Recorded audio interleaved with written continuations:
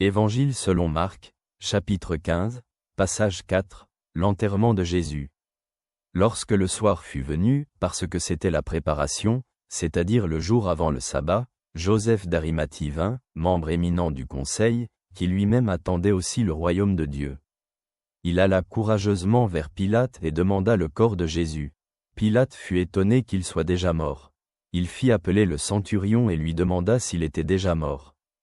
Après avoir vérifié auprès du centurion, il accorda le corps à Joseph. Joseph, ayant acheté un linceul, descendit Jésus, l'enveloppa dans le linceul et le déposa dans un tombeau taillé dans le roc.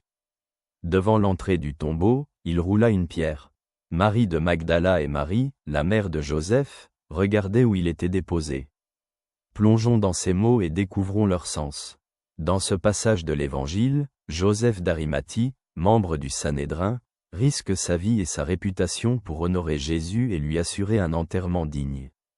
Son courage à ce moment-là est une expression de son respect pour Jésus, qui était accusé et rejeté par les autorités. Joseph, bien qu'il puisse craindre des conséquences pour son lien avec Jésus, montre combien sa foi et son dévouement sont grands.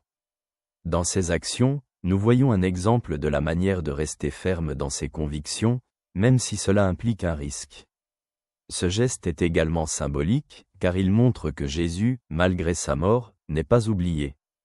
Il est enterré dans un tombeau spécial, et son corps n'est pas abandonné, mais déposé avec respect.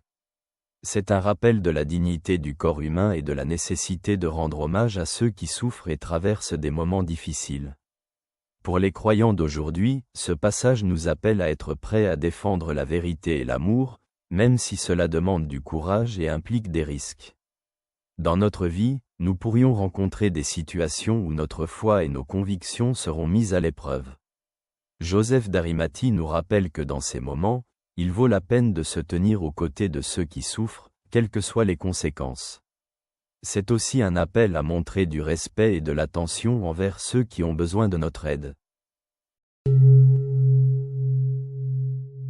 Que la grâce de Dieu t'accompagne toujours. Ton ami te salue.